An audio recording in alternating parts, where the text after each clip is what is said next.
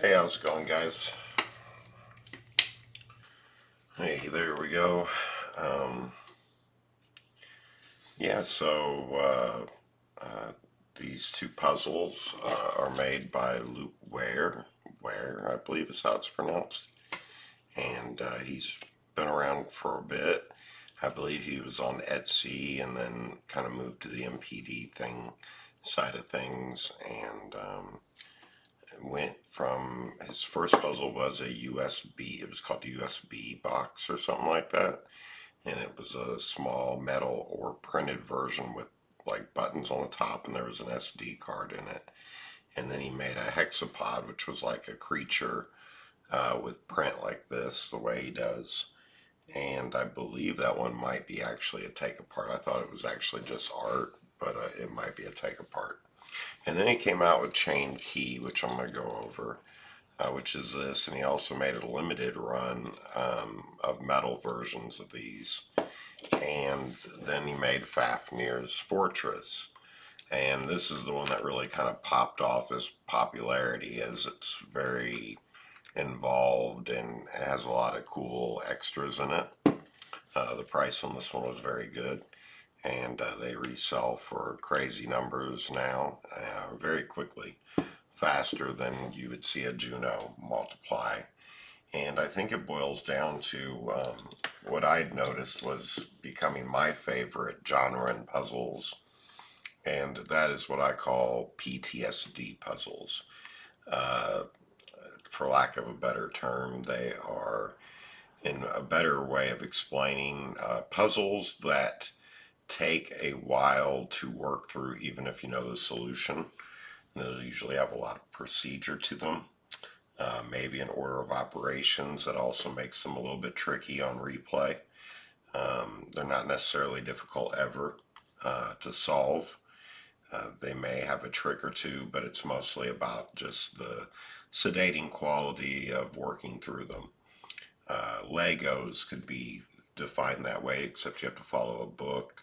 There's tons of little pieces that can hurt your fingers, a lot, da da da. So, me personally, I was always a huge fan of McFarland, Juno in a way, puzzles where there was a lot of steps and things to do, and especially if you were building or taking apart something. So, whenever I refer to PTSD puzzles, I'm referring to that because if you have something that you can kind of zone out on for a good, 15, 20 minutes, it's really good for anxiety to kind of like reel you back in. So now, because I can't actually keep anything, I'm going to go over both these puzzles. This one's already sold. It's how I made rent, unfortunately, because I really wanted to keep this. I went through a lot to get it. This one I haven't actually paid for yet, so if I get to keep it for a bit longer, that'd be awesome. Pay them. I would honestly, since it's probably going to be the only puzzle I have left, I would love to have this in metal, just because it would be the only puzzle I'd own at that point. And it's cool. I actually showed this at an interview to explain what puzzles were at a job interview. Or at least these kind of puzzles, right? Now this light seems a little bright, but the focus has been weird. So originally I was going to take these both apart, face on camera. I look like hell though. And I was going to take them apart, mix all the pieces up, and put them both back together with my eyes closed. Nobody cares about that shit though. So what I'm going to do is I'm going to break them both down individually and build them back up individually and talk about them. And I'll put chapters in here so if you have solved this but not this, you can see, this, and it's a double feature. So well, I guess I'll start with Chain Key since it came out first. And so now we're going to talk about Chain Key. Chain Key is basically a printed block here, shaped kind of like a lighter or a vape, maybe. Someone asked me if it was a vape. Um, and the whole goal is to get this key out. That's it. I believe I counted it's about 8 steps or, phases. It's actually might be becoming quickly one of my favorite puzzles, though.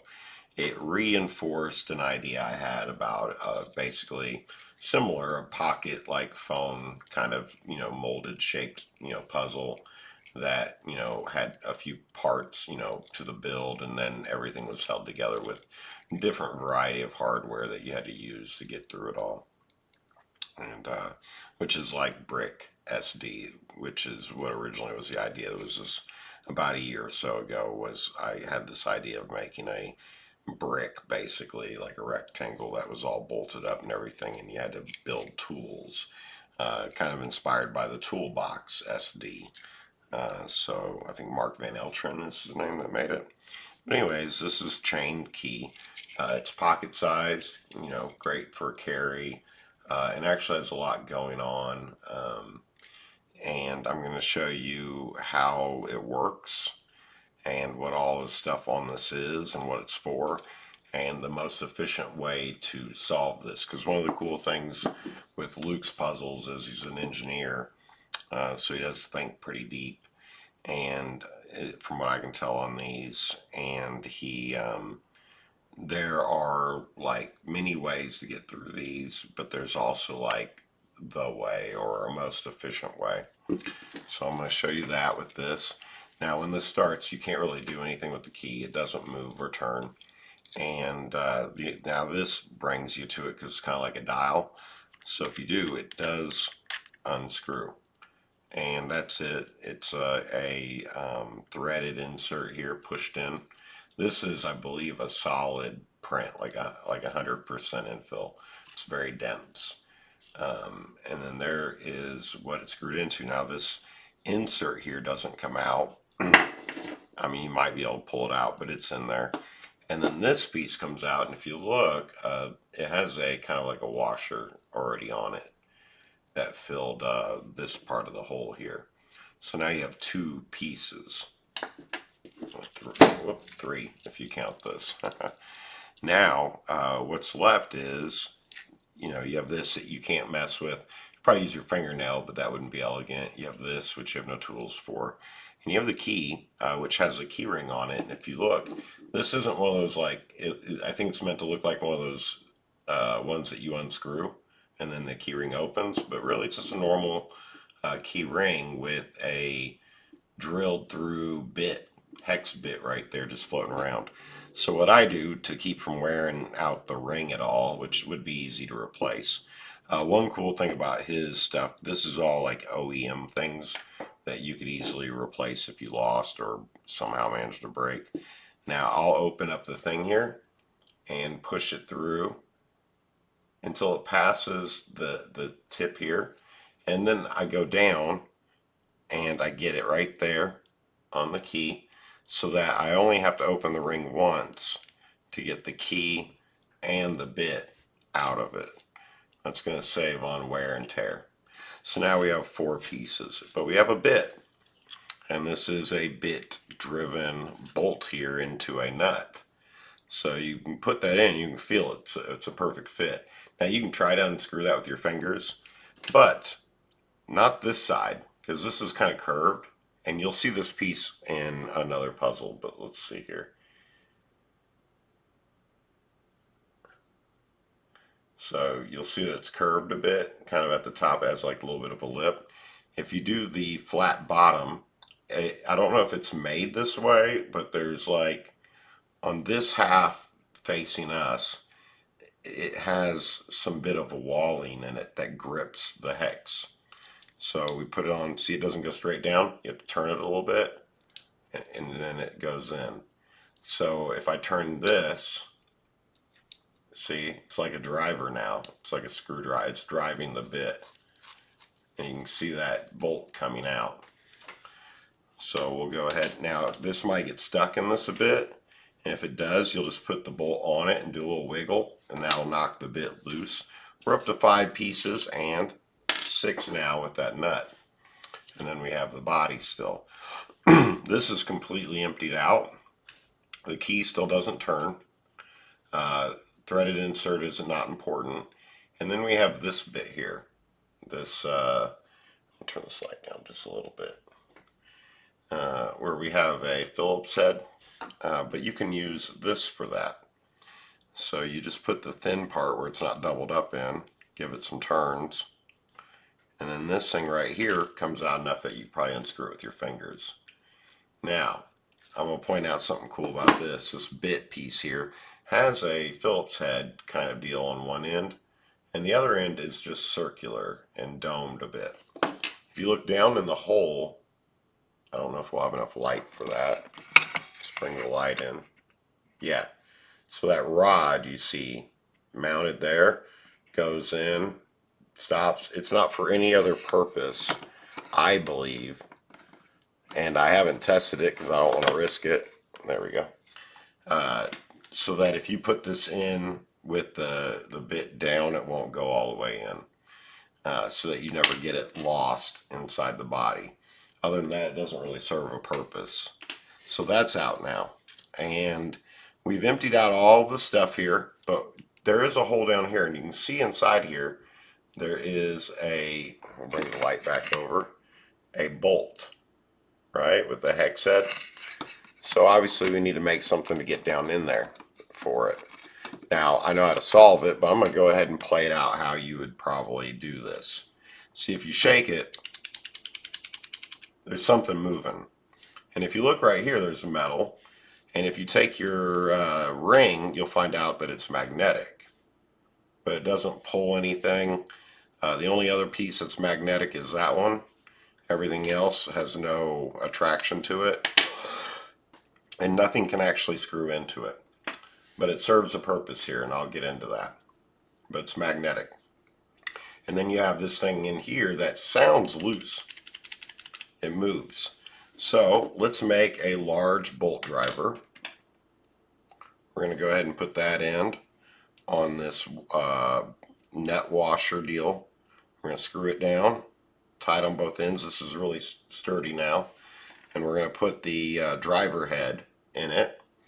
And then if I put it up in there and turn, I can turn this all day and nothing's going to come out. And if I hold it in place and shake, nothing's making sound. So what that tells me is that bolt in there that shakes, it moves. And this magnet here is what I imagine is pulling the bolt up in the moment it gets touched by this thing to a place where it can't unscrew. And that means that it's balled on part of it. So we're going to tap it down low. And I used to do it with this, and I would lay it on a table and very gently find the hole and try to screw it. There's a much better way to do this. So we're going to take this big piece off. And basically what we're going to do here is I found a use for the nut. Before this I had no use for this piece. But now if you screw the nut on and then screw this with the lip facing down this way until it's flush, yeah, with the inside, you can screw them into each other to lock them a bit. And you have this little mini driver, right? Well, if you line the top of the nut with the base of the body here, it will be a perfect fit. So I can't really show it. I'm going to bring it in real gentle, and I'll bring it sideways to show you what it looks like. But all you have to do is bring it up to where the nut touches the bottom and slowly turn so that you can get the driver bit into the bolt without actually, pushing it up. The slightest touch will push it up. So we see how it's level. I'm just going to start turning left here, and I've already feel it threading. So at this point now, I don't have to worry. See, it's just going to unscrew itself. That's the perfect fit. That's the way you do it. So this could be very knacky without knowing that. And just like I said, this is a, there we go. This is a bolt with a bald spot. So what's happening here is this is screwing through what's holding it, and then it's got this area to move. That's what was rattling. But there was a magnet above it, so the slightest touch makes it stay up to where you can't get it to catch the threads. So you tap it down, the threads are barely touching here, and as long as you don't knock it up, well, that was a bad choice of words, as long as you don't push it up even slightly, it'll stay there and you can unthread it.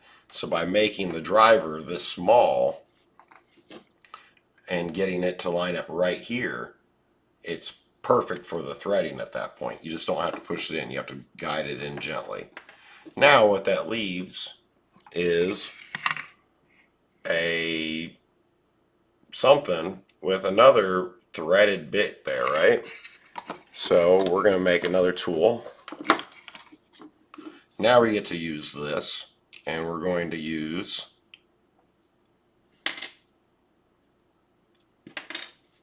this here because it's the fattest. It's going to allow the best between the two. And then we're going to put the threaded with the Phillips head here down into this.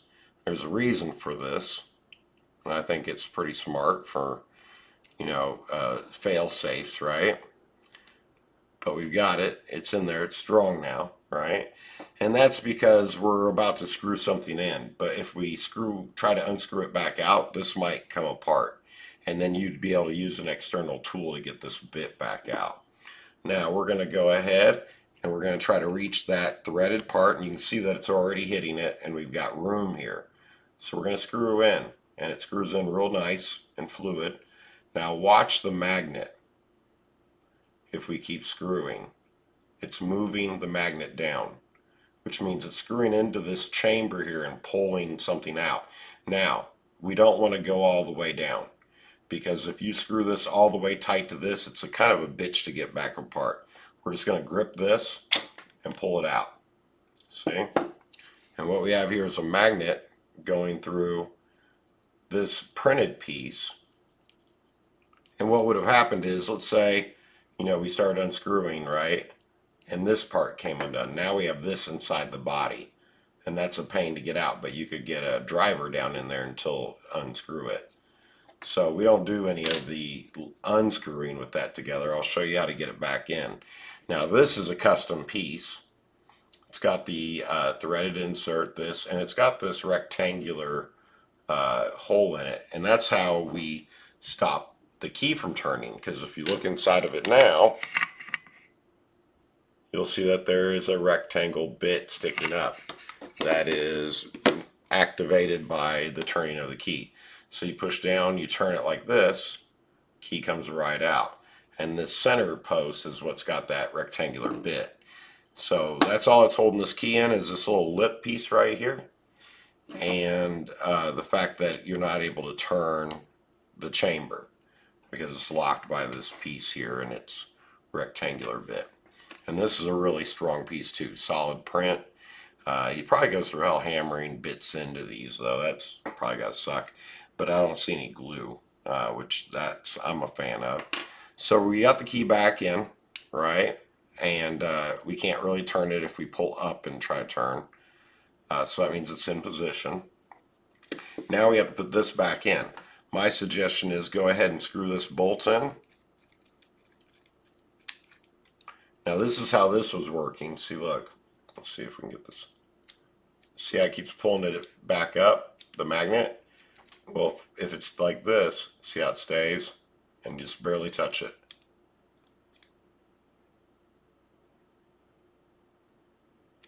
See? Very gentle to get that off. Or to push that back. I keep saying some weird stuff. So what we're going to do is we're going to make the driver here. We only really just need something to kind of hold on to the end of it here, right?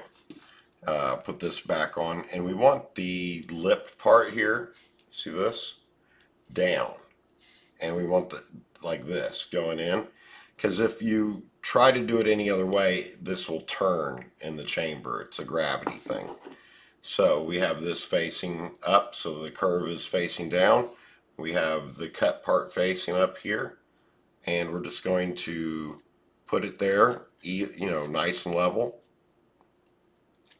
And I don't think I actually did. See how it turned it? Alright, so it has to go in there even. And it just snaps in place. Now we just pull this out. We've got our floating bolt. We've got that, and you can see the magnets back in place. So now we just have to build this, put all the parts back where they belong. And that's pretty easy. First, you're going to put this on this dial piece. We're done with this.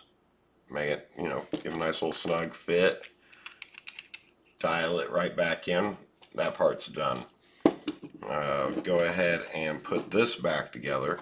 You're going to want to go ahead and put the nut on the bolt like this, and then place it in, and then unscrew the bolt out. This can be kind of a pain in the ass to get it in there properly if you don't. Put your finger in it to hold it in place, and then we're just going to screw this in. It does have finger grips. Give it until you start feeling it go against your finger there. Then we're going to take the bit by hand and just screw this back in, because doing it by hand allows us to not over tighten it. One thing with his puzzles and 100% print I've found is that there's a bit of expansion of parts over time, like bolts and stuff here.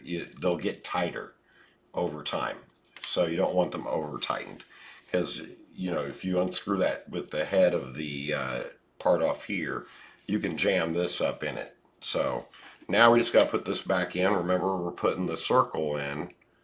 Oh, not there. Over here. And leaving the Phillips out. Not the Phillips, but the flathead. I've been calling it Phillips. Went in most of the way. We're just going to give it and you don't want to turn too much, because you don't want to tweak or bend your thing here. But yeah, that's nice and tight. And then we're going to open up the ring. And we're going to put it back on to where it's just kind of holding the ring open. And we're just going to hook it through the hole on the key and thread both the ring and this thing through, and then kind of push it kind of towards the double thing so it holds in place, so it looks like it's like one of those screw off bits. And there you go. That is chain key. I have a feeling that this will probably be a puzzle I'll carry around on me, like how I carry around magic props when I was a magician. It's just a great size to show off a nice long, solve. And even when you know how it works, it's still a procedure. And there was things to finesse and get better at doing, like me figuring out how to get the bolt out every single time on the first try.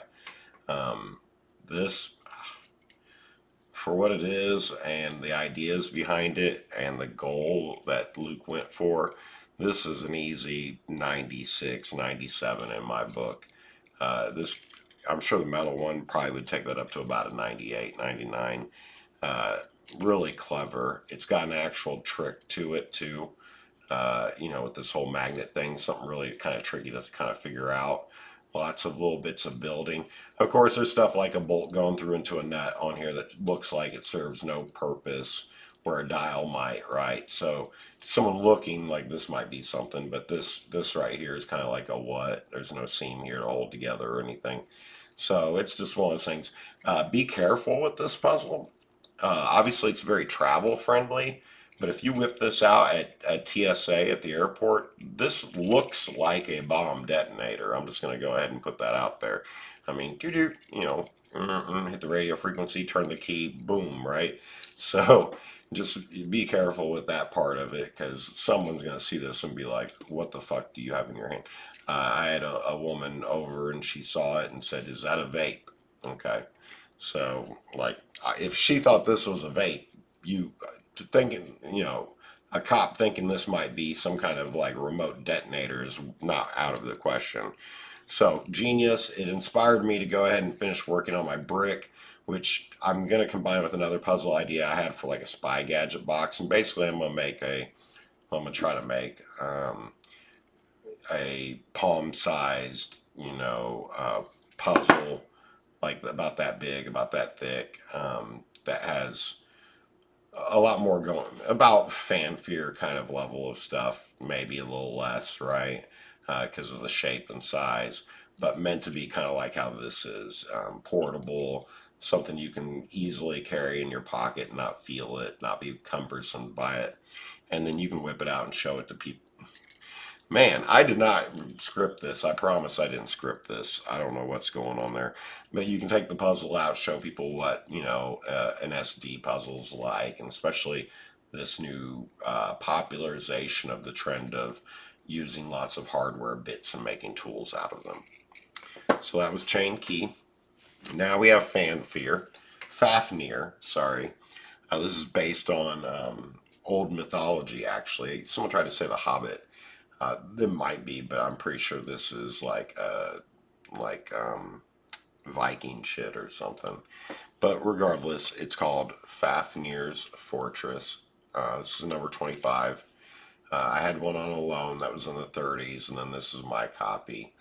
You know, you see it, it's a bit of a mini fortress, right? You can kind of see some hardware right out the gate on it, some parts that seem to draw attention, lots of screws and bolts, okay? Um, and this one actually, I would say doesn't really have anything super tricky to it. There's one part that's kind of clever that you have to find an efficiency for.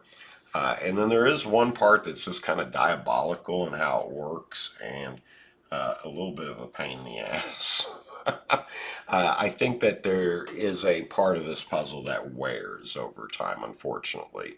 And I think that's due to it being printed at like 100%, but we'll get into that. Now, I love this puzzle. I would have been happy just having this around as my PTSD puzzle, because if I have no puzzles, that's fine. I can work on, you know, computer stuff, I can draw, whatever. But the whole taking apart and building of something, I've kind of sold off everything. So this is it for now, but this was it. And I was very proud to have this. And a friend got it off the auction. He said it's in the family still, but I know I'll never see this thing again. So what do you see here? It's a little fortress. It's got a nice little metal door with the lines.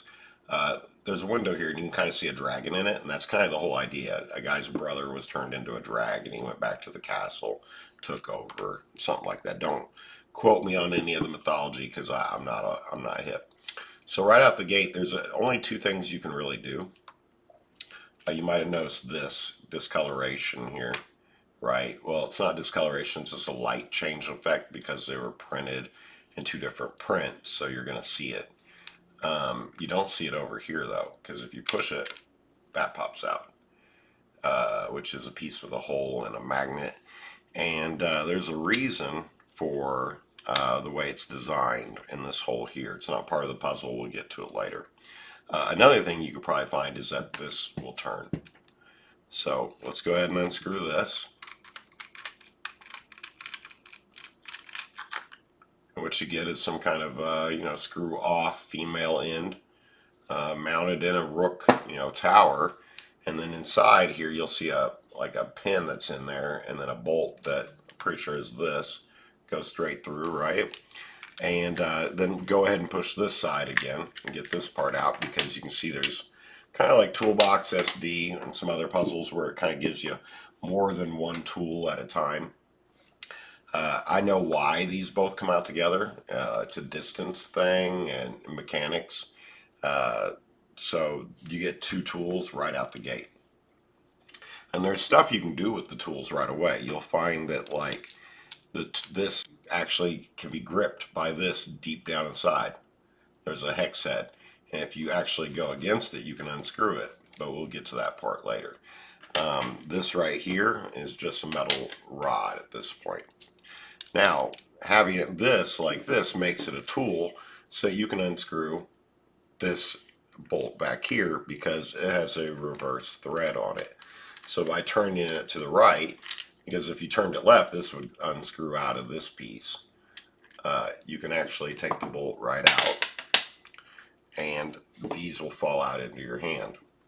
Now, this is what I call a nut with a lip, right?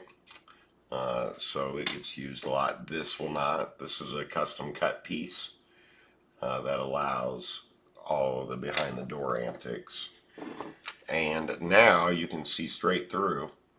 But if we want to get this piece out now. Now this one is a bit of a mystery to me. I was told that, you know, the intended way is just to drop the hex in, stick your finger in, and push down to push this out. My fingers are huge. Look at that. I can do it with the pinky. It's a pain in the ass because I'm doing it with my pinky fingernail. I found that since it is the same length, you can put that down there, right? And then you can use the very tip of this to push it down just enough. Now, a magnet's going to pull on it though, and it is how I got this little scratch right here. So be careful doing it because it does scratch easily being 100% infill. let's see here. And we just push it just slightly. We're not pushing it down in because this will get stuck in the hole. But as you can see, it's already pushed it out a bit. And there we go. Now, just pull that out and everything comes out. Now on this side, you'll see there's something up here locked in by this bar being the one right here. And then this bolt is going through the entire thing. Now, I need to bring a light over, but you can see there's a hole there too, and it goes down to metal, the top hole. That goes straight through to this pin down here. So we do want to get that out, but the big bolt is in the way of the tool I'm going to create to use to get in there. So we need to get the bolts out. There's actually two ways to accomplish this using the same method. So I'll show you how it works and the best way to do it.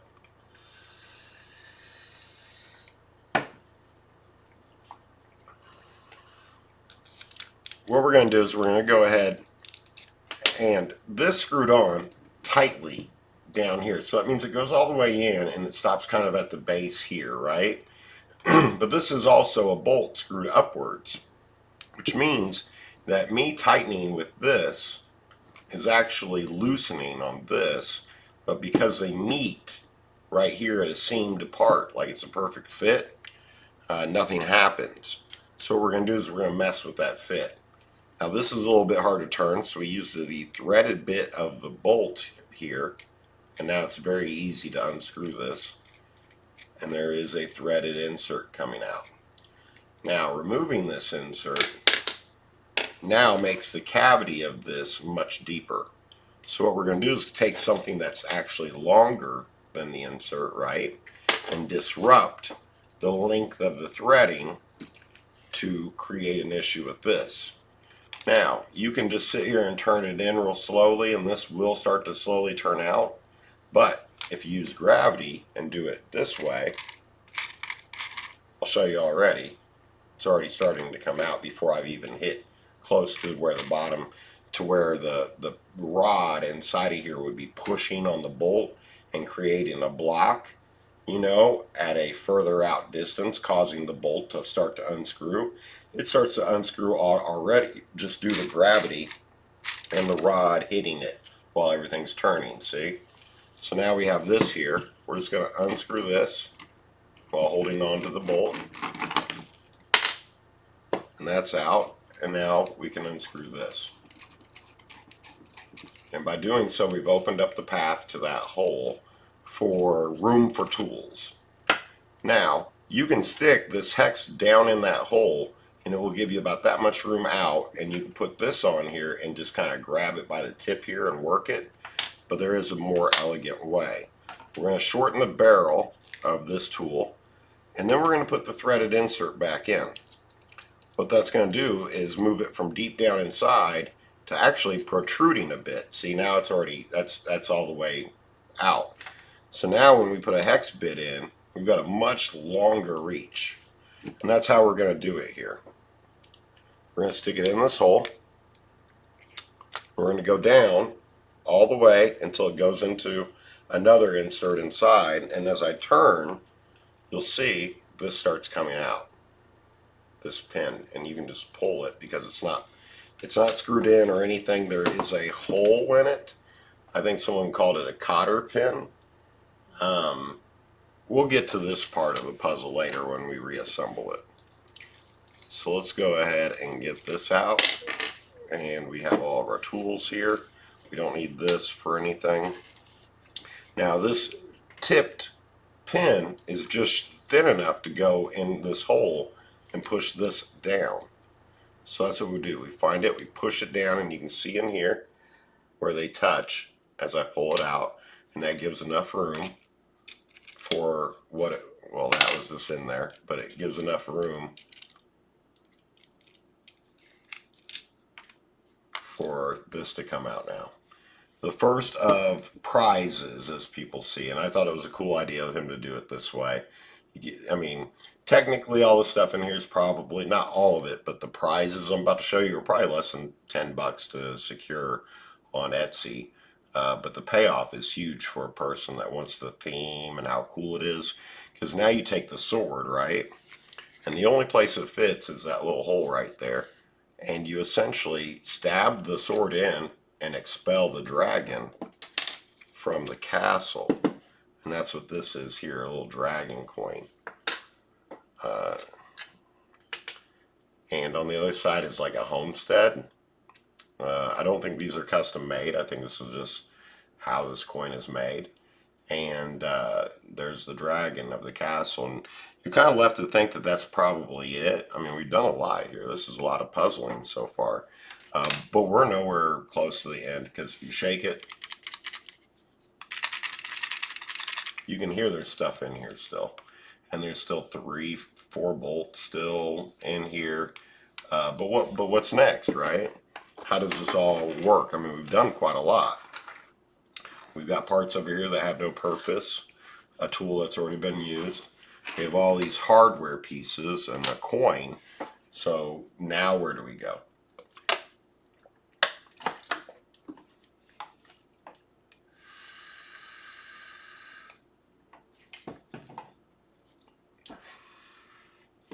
This is where things actually kind of get really interesting. Now, if you look, you'll notice there's a slot here that fits the coin. So if you put it in and tilt it by the top so that the bottom kind of goes in that slot, it'll do that. If you push on it, that pops out. We'll go ahead and get the coin back out. But inside is a pewter dragon. Another of what I call prize type pieces. Something cool to get. Look at that. There's a dragon in there. And if you let the dragon slide to the right, you'll see that there is a bit in there in a hole. So let's go on ahead and get that. We're going to tilt it upside down like this. And there it goes. That's a drill bit. And this just so happens to fit these pieces. Now, because of what I said with the other one, these are 100% infill printed. So with all the screws and bolts and everything in here, they do expand over time, which ends up making a lot of these things very tight. So you can probably unscrew it with your fingers, but why do that when we have all these cool tools here? So what we're going to do, because we're done, we need to get this back in here, right? We're going to go ahead and thread it back in. And then we're going to go ahead and thread a nut, lip this way onto this bolt. We're going to screw that into here. And then we're going to tighten this down.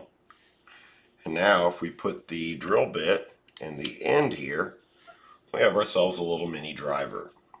Now, if you try to hold it from here and unscrew, this will start to come apart. What it is meant to be a way to grip this better, and you grab this piece here and you put it in and you just crack the seal, the tightness on here on these screws. We don't actually unscrew it all. And there's that. Now we can just take the bit and unscrew until they stop, till they're loose. I'm going to leave 2 in for the moment, just kind of hold everything together.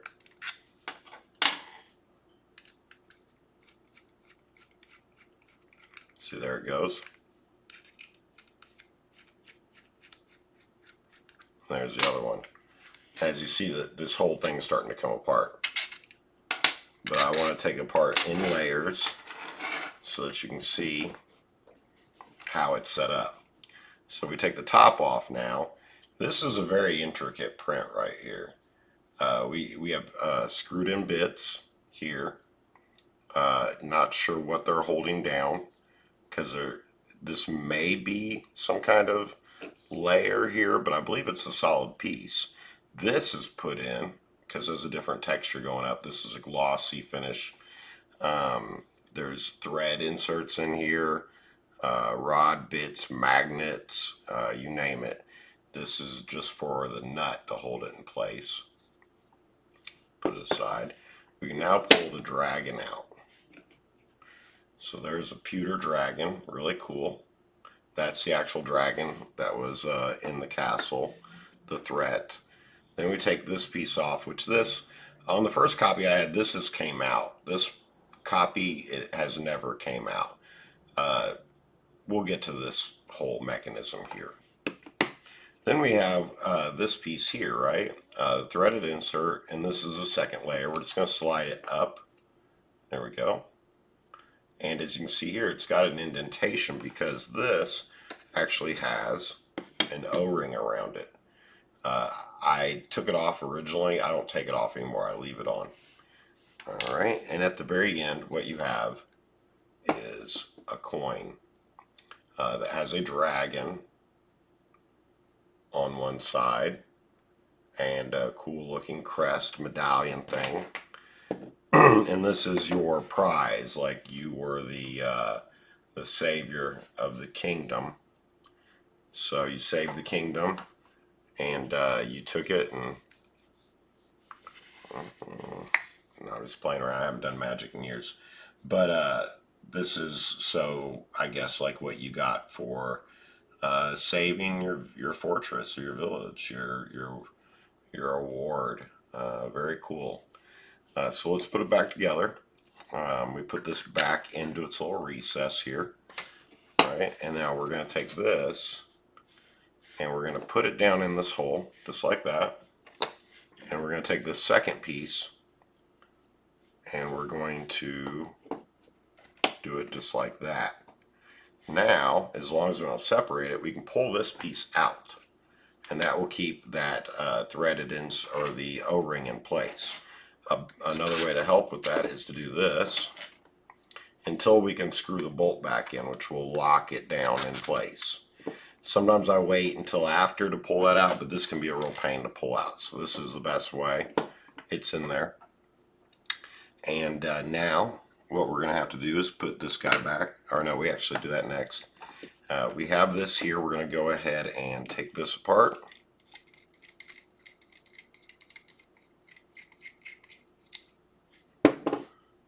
And we're going to put this piece back. Now normally I do it on the third stage and plug it in with this piece, but I notice it doesn't seem to matter. It'll still pop out if it wants to, just like it did during the solve. So we're just going to set it there for now. Okay. And we're going to do the third piece. Now this is the part that I keep saying I'll come back to. This cotter pin, I've had two of these. This cotter pin gets looser and looser over time the more you do the puzzle. Now, there is a recess here where it goes down in deeper. The reason it's not is because of this. What this is a nut with another threaded insert that fits the hex driver right through here. And that's what I was saying about it being so difficult, why you need that big tool. To reset it, you only really need this to reach it. Now, you'll see if I screw to the right, the head of the pin moves out. This needs to be angled where there's a point facing us, and that makes it a little bit tricky because you want this all to be in the final state when you put this back down. Now as I unscrew, you'll see the pins going in, and you want it to go completely flush.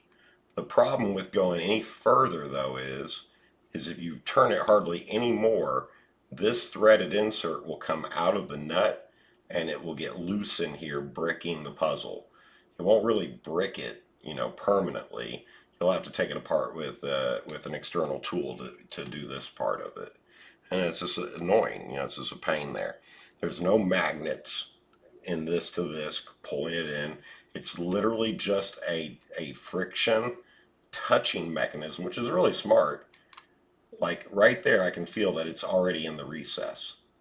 But you don't want to go to where you create a gap between this and this, or what will happen is, well, that's because there's no gap. Let's create one. And right now the threaded insert is like out all the way. It could flip and tumble. And it's going to make a liar out of me right now, but this pin falls out very easily unless you do this just perfectly. And fortunately, kind of nailed it here, so I'm not going to dwell on it a lot. Just take my word that I've solved this puzzle probably 100 times.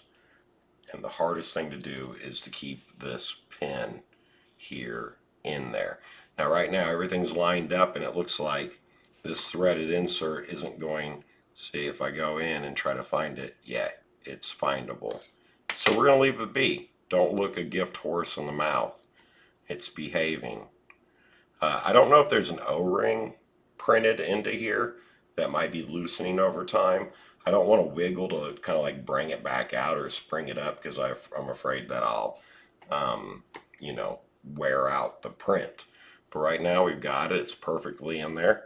We're going to go ahead and bring this down over the things there.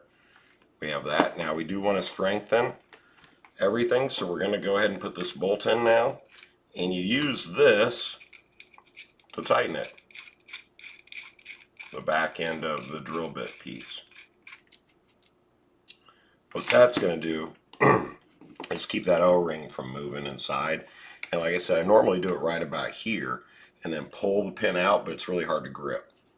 So as long as I don't have to redo this right here over and over again, I usually don't care. Now we're going to go ahead and put the sword back and the dragon, just like that. And we're going to put the top of this on. And it's going to be, you know, it's not going to rest. It's going to push the screws out. And we're going to tilt like this so that the sword stays in and that stays in. And we're going to hold it so that it's all lined up. And what we're going to do is we're going to screw in these two screws, but not tight, just not even flush really. Just get them to make contact, get them to the base level there, because you need to be able to still adjust this. Alright, so now this is in. What we're going to do now is we're going to put our pin, the thin one, back in the hole here, push it back down, and you should feel a little tiny bit of tension right at the last ½ millimeter. And I felt it there. That's it going in the O-ring, so you know that the O-ring made it, and it's blocking the sword now. So this whole area is done. So we're going to go ahead and take this piece, and there's a smooth side and then the side with the lines. When you hold it above, it's either going to suck in or it's going to repel. See? You want it to suck in. So let it go in. And if it's moving smoothly and everything's lined up, now we can do the screws. We wanted to have some looseness so that we can line everything up, because you can actually kind of like jam that up by having this, you know, off center or whatever. So we're going to screw this in just a little bit, just like that. All right. And now that everything's in evenly, we give each one a 15 to 20 degree turn. Just enough to tighten it flush. That's it. It will get tighter over time. And see, I just knocked the circle out. See, that's why having the one piece is nice to keep it going, the bolt. But I can just do that, stick my finger in it, it's back in place. So let's go ahead and fix that part so I don't have to deal with it anymore. We're going to put the door in. We're going to put the bolt in here. And we're going to take the hex piece and turn left because it is reverse. And it's already tight. We don't need any tools for that. You'll feel this get kind of pulled in. And there we go. It's back. And at this point, we can shake the dragon to the right and take this drill bit and drop it down inside right there. And then you want to turn it back to the left and let him fall back to disguise that. It also needs that so that this piece can go right back in. Now you'll notice that these right here are going to be the last ones to go in. And the reason why is if I made a mistake and there's parts out of order, this is the key to getting the drill bit, which takes the whole thing apart. So this is a shortcut to the very end of the puzzle. And it's one of the last thing, it is the last thing that you can put back in because it literally just slides in the slot. So this goes in last. Now I'm going to explain to you what this is for. Let's say I go ahead and I'm just being a goofball and I get it back in like this, it's magnetized, and now it doesn't work because these aren't in there. Well, that's what this is for. You can stick this down in here, go like that, and you can pull that back out. I think that's very smart of Luke to have designed it that way. And now we drop that in, that in, that in, and now we have that back together. This we already fixed, so it's just a matter of screwing it in. And instead of it, rolling this, see how it's doing it? Still, we're going to unscrew back. We wanted that tight, so it's good. Now we hold it with our finger. And don't worry, we don't need the bit to fix it. If you just keep turning, it will lock itself. See? There we go. Yeah, okay. So now this is in, and now all we have left is to put the dragon back in the castle so that the story is reset and the adventure is back to the way it was. And that is your Fafnir Fortress. Where is... I'd take a look at how heavy this thing is.